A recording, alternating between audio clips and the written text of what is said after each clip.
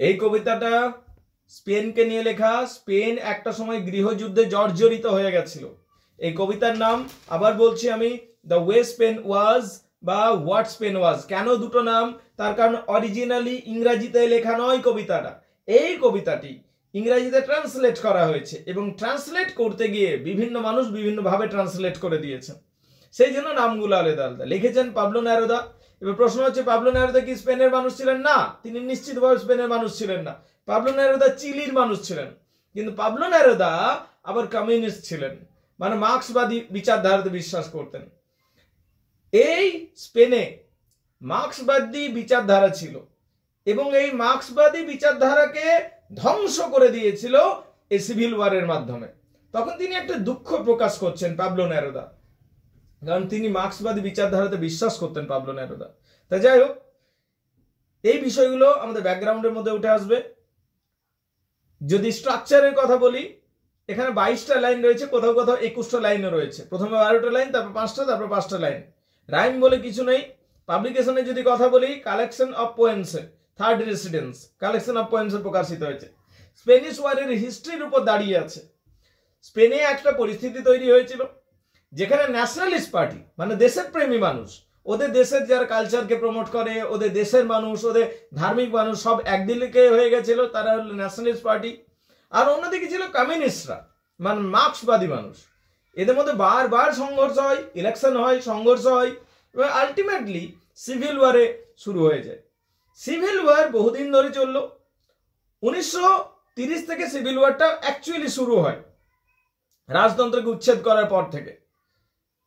বারবার দফায় দফায় রিপাবলিকান এবং কমিউনিস্ট ভার্সেস ন্যাশনালিস্ট এবং রিলিজিয়াস লিডার্সদের লড়াই শুরু হয়। একদিকে ছিল রিপাবলিকান কমিউনিস্ট, অন্যদিকে ছিল ন্যাশনালিস্ট, রিলিজিয়াস, মিলিটারি লিডার, এরা একদিকে ছিল। যখন লড়াই শুরু হলো, তখন শেষ পর্যন্ত আমরা দেখতে পাচ্ছি কমিউনিস্টরা হারছে এবং ন্যাশনালিস্টরা জিতছে এবং সারা স্পেন ন্যাশনালিস্টদের দখলে চলে আসছে এবং কমিউনিস্টদের তাড়িয়ে দেওয়া হচ্ছে। এখন পাবলো নেরুদা নিজে কমিউনিস্ট ছিলেন, তাই স্বাভাবিকভাবে যখন কমিউনিস্টরা পরাজিত হচ্ছেন, তিনি এটার প্রতি তার একটা খারাপ লাগার জায়গা আছে। তিনি নিজের মতো করে বিষয়টাকে ব্যাখ্যা করছেন। পাবলো নেরুদা মোটেও স্পেনের মানুষ ছিলেন না, তিনি চিলির মানুষ ছিলেন। কিন্তু রাজনৈতিক মতাদর্শের দিক থেকে তিনি কমিউনিস্টদের সমর্থক ছিলেন পাবলো নেরুদা। এই কবিতার মাধ্যমে তিনি স্পেনের প্রতি একটা ভালোবাসা প্রকাশ করেছিলেন। তিনি বলেছিলেন, স্পেন আমার দ্বিতীয় ঘর। তাই তিনি স্পেনকে নিয়ে এই কবিতাটা লিখছেন। Hopefully you have got it clear. এবার লাইন বাই লাইন বিষয়টাকে বোঝা যায়। Spain was a taut. Spain ছিল টান টান, টাউট, এই যে টাউট কথাটা মানে টান টান। স্পেন ছিল একটা টানটা। স্পেন এমনিতে কেমন জায়গা জানো? স্পেন সমুদ্রের ধারে অবস্থিত একটা পাথুরে অনুর্বর জায়গা। হ্যাঁ, কিছু কিছু ফার্টাইল ল্যান্ড আছে, তো বহু জায়গা পাথুরে অনুর্বর। ঠিক আছে, Spain was a town. Spain হলো একটা টান টান জায়গা, ড্রাই ড্রাম হেড, ঠিক যেন নীরস ঢাকের মতো। তার প্রথম line clear? First line, the very first line, Spain was a town. Spain ছিল টান টান, ড্রাই ড্রাম হেড, ঠিক যেন নীরস ঢাকের মতো। ডেলি বিটিং এ ডাল থার্ড।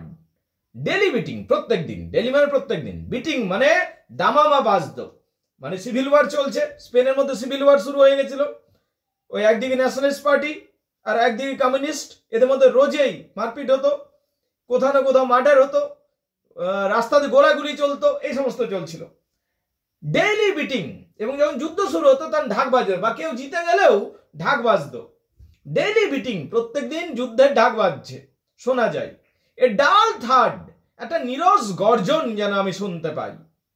প্রত্যেক দিন ঢাক, যুদ্ধের ডাক শুনতে পাই এবং এটা যেন এক নীরস গর্জন। ডাল মানে নীরস, থার্ড মানে গর্জন। Flat lands and Eagles nest. Flat land মানে সমতল ভূমি, অ্যান্ড এবং ইগলস নেস্ট, ইগল পাখির বাসা। ইগল পাখির বাসা কোথায়? পাহাড়ি অঞ্চলে হয়। তাহলে সমতল ভূমি থেকে পাহাড়ি অঞ্চল পর্যন্ত, সমতল ভূমি থেকে শুরু করে পাহাড়ি অঞ্চল পর্যন্ত, সমতল ভূমি থেকে পাহাড়ি অঞ্চল পর্যন্ত সবকিছুই এই সিভিল ওয়ারের প্রভাবে চলে এসেছিল। যেখানে ঢাক বাজতো, রোজ রক্তক্ষয় হতো, রোজ মানুষ মরতো, রোজ লড়াই হতো, বন্দুক এবং গোলাগুলির শব্দ হতো। Silence last by the storm, চারিদিকে একটা নিস্তব্ধতা নেমে এসেছিল। ল্যাস্ট বাই স্টর্ম, এক ঝড়ের দ্বারা। এই ঝড়টা কি? ঝড়টা হলো সিভিল ওয়ারের ঝড় বা গৃহযুদ্ধের ঝড়। চারিদিকে একটা নিস্তব্ধতা তৈরি হয়েছিল, মানে silence was created by the Sturm.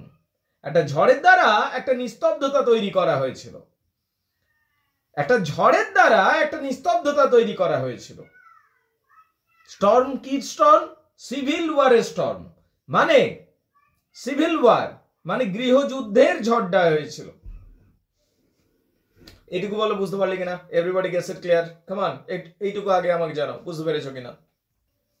এর পরের অংশটা দেখো। How much to the point of weeping in my soul, কত অন্তরের দুঃখ থেকে আমি কথাগুলো বলছি, কত আত্মার দুঃখ থেকে, অন্তরের দুঃখ থেকে আমি এই কথাগুলো বলছি। How much to the point of weeping, মানে কাঁদো কাঁদো হয়ে গেছি। ইন মাই সোল, আমার অন্তরে, আমার আত্মার ভেতর থেকে, মানে মনের ভেতর থেকে কত দুঃখ নিয়ে আমি কথাগুলো বলছি। How much to the point of weeping, কত অন্তরের দুঃখ নিয়ে আমি কথাগুলো বলছি। In my soul I love your hard soil, আমি ভালোবাসি তোমার শক্ত মাটি। আমি একেবারে অন্তরের গভীরতা থেকে কথাগুলো বলছি এবং দুঃখের সাথে বলছি।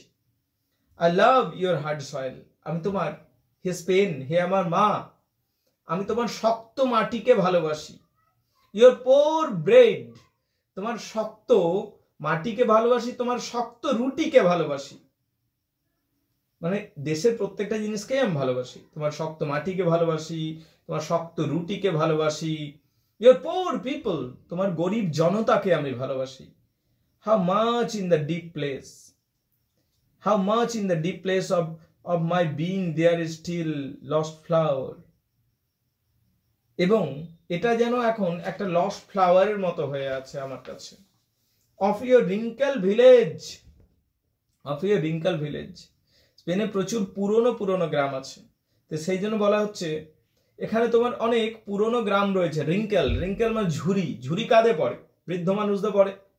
বলছে রিঙ্কেল ভিলেজ, এখানে অনেক পুরনো গ্রাম রয়েছে যারা মোশনলেস ইন টাইম, যারা সময়ের কোলে স্তব্ধ হয়ে রয়েছে। স্পেনে প্রচুর পুরনো গ্রাম রয়েছে যারা সময়ের কোলে, মোশনলেস মানে স্তব্ধ হয়ে রয়েছে। অ্যান্ড ইউর মেটালিক মিডোজ, এবং তোমার ধাতব মাঠ রয়েছে, এবং তোমার কি রয়েছে? ধাতব মাঠ রয়েছে। ধাতব মাঠ কেন বললো? কারণ স্পেনে প্রচুর খনিজ পদার্থ পাওয়া যায়, ধাতু মানে মেটাল, তুমি আকরিক পাবে, খনি পাবে, খনিজ পদার্থ তুলতে পারবে, সেই জন্য বলছে অ্যান্ড ইউর মেটালিক মিডোজ, এবং তোমার অনেক ধাতব মাঠ রয়েছে। তাহলে হে স্পেন, আমি তোমায় ভালোবাসি। তোমার পুরনো গ্রাম রয়েছে, ইউর রিঙ্কেল ভিলেজ, তোমার পুরনো গ্রাম রয়েছে। মোশনলেস ইন টাইম, যে গ্রামগুলো সময়ের কোলে স্তব্ধ হয়ে আছে। ইউর মেটালিক মিডোজ, তোমার ধাতব মাঠ রয়েছে যেখানে প্রচুর খনি খোঁড়া যাবে, খনি খুঁড়ে ধাতু বের করা যাবে। স্ট্রেসড আউট, যেগুলো পড়ে আছে, স্ট্রেসড আউট মানে পড়ে থাকা, যেগুলো পড়ে আছে। কোথায় পড়ে আছে? ইন দ্য মুনলাইট, চাঁদের আলোয় পড়ে আছে। থ্রু দ্য এজেস, যুগের পর যুগ ধরে, থ্রু দ্য এজেস, যুগের পর যুগ ধরে। নাও ডিভাউড বাই ফলস গড, কিন্তু এই দেশটাকে, এত সুন্দর দেশটাকে ডিভাউড, গিলে খাচ্ছে একটা মিথ্যা দেবতা, একটা মিথ্যা দেবতা যেন গিলে খাচ্ছে এই দেশটাকে, সুন্দর দেশটাকে একটা মিথ্যা দেবতা গিলে খাচ্ছে। এখানে মিথ্যা দেবতা বলে কাকে বোঝালো? এখানে সেই পলিটিক্যাল লিডারটাকে বোঝালো যার নাম ছিল ফ্রান্সিসকো ফ্র্যাঙ্কো, যে সেখানকার একটা ডিক্টেটরে পরিণত হয়েছিল কিছুদিন পর। সেই ফ্রান্সিসকো ফ্র্যাঙ্কোর কথা বললো, যে এত সুন্দর দেশ যেখানে মেটালিক মিডোজ রয়েছে, যেখানে রিঙ্কেল ভিলেজ রয়েছে, যেখানে সবকিছু সুন্দরভাবে সাজানো গোছানো ভাবে পড়ে আছে চাঁদের আলোতে, সেই দেশটাকে গিলে খাচ্ছে একটা মিথ্যা দেবতা, যে নিজেকে দেবতা প্রতিপন্ন করেছে সকলের সামনে। সেই দেবতাটার নাম হচ্ছে Francisco Franco. All your confinement, তোমাদের সমস্ত কনফাইনমেন্ট, কনফাইনমেন্ট বন্দি দশা, বন্দি, কনফাইনমেন্ট, ইওর অ্যানিমাল আইসোলেশন, পশুদের যেমন আইসোলেটেড করে রাখা হয়, আলাদা করে রাখা হয়। ইওর কনফাইনমেন্ট, ঠিক স্পেনের মানুষদিকে যেন কনফাইন, বন্দি করে রাখা হয়েছে। ইওর অ্যানিমাল আইসোলেশন, স্পেনের মানুষদের যেন আইসোলেটেড করে রাখা হয়েছে। while you are still conscious, কিন্তু আশার বিষয় হলো স্পেনের মানুষের মধ্যে এখনো সেই কনসাসনেসটা আছে, স্পেনের মানুষের মধ্যে এখন সেই কনসাসনেসটা রয়েছে, চেতনাটা আছে। Surrounded by the abstract stones of silence, তাকে ঘিরে রেখেছে by the abstract stones of চারিদিকে এক অদ্ভুত নিস্তব্ধতা চারিদিকে যেন ঘিরে রেখেছে। তাহলে অল ইউর কনফাইনমেন্ট, তোমাদের সমস্ত আবদ্ধতা, ইউর অ্যানিমাল আইসোলেশন, তোমার পশুর মতো আলাদা করে রাখা, ওয়েল ইউ স্টিল কনসিয়াস, এখনো তুমি যে কনসিয়াস হয়ে রয়েছো, surrounded by the abstract stones of silently, এবং কিন্তু তুমি যে কনসিয়াস হয়ে রয়েছো এখনো ওইটা মানে সচেতন, মানে তোমার মধ্যে এখনো চেতনা আছে কোনটা ঠিক কোনটা ভুল, সেটাই একমাত্র আশা। Your rough wind, your rough wine, হে স্পেন, তোমার রাফ ওয়াইন, স্পেনে রাফ ওয়াইনে পাওয়া যায়, স্মুথ ওয়াইনও পাওয়া যায়। রাফ ওয়াইন খুব স্ট্রং হয়, তো তোমার rough wine, your smooth wine, হে স্পেন, হে মাতা, তোমার রাফ ওয়াইন, তোমার smooth wine, and dangerous vineyard, your violent and dangerous vineyard, এবং তোমার ভয়ঙ্কর বিপজ্জনক আগুনের বাগান। স্পেনে প্রচুর আঙ্গুরের বাগান পাবে, সে আঙ্গুরের বাগানগুলোতে আগে প্রচুর লড়াই হতো, এই বিপ্লবী এবং সিভিল ওয়ারটা হতো, প্রচুর ডেড বডি পড়ে থাকতো। তাই বলছে ইউর ভায়োলেন্ট, তোমার ভয়ঙ্কর, অ্যান্ড ডেঞ্জারাস, বিপজ্জনক, ভাইন ইয়ার্ড, আঙ্গুর বাগান। কেন বিপজ্জনক বললো? কারণ সেখানে প্রায়শত ডেড বডি পড়ে থাকতো এবং সেখানে ওই ভাইন ইয়ার্ডে ট্র্যাপ হতো, অনেক ফাঁদ পেতে রাখা হতো বিরোধীদের ধরবার জন্য।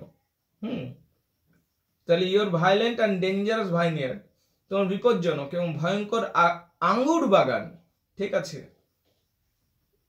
পড়ে, তোমার বিপজ্জনক ভয়ঙ্কর আঙ্গুরের বাগানগুলো পড়ে আছে কোথায়? চাঁদের আলোয়। Spain is like a solar stone, Spain হলো একটা সোলার স্টোনের মতো, যেখান থেকে আগুন বার হয়, আলো বের হয়, সোলার স্টোনের মতো। Spain is like a solar stone, Spain is like a কথাটা কোথাও নেই, Spain is like a solar stone, Spain হলো একটা সোলার স্টোনের মতো, পিওর অ্যামং দ্য রিজনস, এটা একটা পিওর জায়গা, এই অঞ্চলে পিওর জায়গা, বেস্ট জায়গা অফ দ্য ওয়ার্ল্ড, সারা পৃথিবীর মধ্যে। স্পেন স্ট্রিক্ট উইথ ব্লাড, কিন্তু Spain strict with blood and the metal blue and victorious, কিন্তু স্পেনের রক্তে রাজকীয় ভাব আছে, স্পেনের রক্তে জিতবো, বিজয়ী হব, এই ব্যাপারটা রয়েছে স্পেনের রক্তে। তাহলে স্পেনের রক্তে বিজয়ী ব্যাপার রয়েছে। এবং স্পেন হলো প্রোলেতারিয়ান স্পেন, এবং সর্বহারাদের জায়গা হলো স্পেন। প্রোলেতারিয়ান এটা একটা কমিউনিস্টদের শব্দ, প্রোলেতারিয়ান মানে সর্বহারা দেশ Spain. Made of petals and bullet, Spain তৈরি ফুলের পাপড়ি দিয়ে এবং বন্দুকের গুলি দিয়ে, দুটোই পাওয়া যায়, ফুল সঙ্গীত এগুলো সুন্দর জিনিসও পাওয়া যায় স্পেনে, আর বন্দুক গোলাগুলিও পাওয়া যায়। তাহলে মেড অফ পেটালস, পাপড়ি, ফুলের পাপড়ি দিয়ে তৈরি স্পেন, এবং বুলেটস, বন্দুকের গুলি দিয়ে তৈরি স্পেন। ইউনিক, স্পেন হলো সব থেকে আলাদা, ইউনিক। অ্যালাইভ, প্রাণবন্ত, জীবন্ত, এবং অ্যাসলিপ, তার সাথে আবার ঘুমন্ত, আর কিন্তু রিসাউন্ডিং, তাদের কিন্তু জাগাতে হবে, রিসাউন্ডিং করতে হবে, তাদের পুনরায় জাগরিত করতে হবে, পুনরায় স্পেনকে জাগিয়ে তুলতে হবে, এটা বলছে। So this is the poem guys. এইবারে তোমরা দেখে নাও কার কি প্রশ্ন আছে আমাকে বলো, আমি ব্যাখ্যা করবো। ওকে, লেটস গেট স্টার্ট। বলো আমাকে।